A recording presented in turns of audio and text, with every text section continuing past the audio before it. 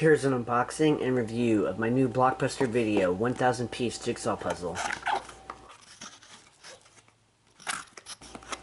I'm a big fan of the Blockbuster and video rental era, and got this partly because of the nostalgia element, and also because I'm a big puzzle person, especially in the winter.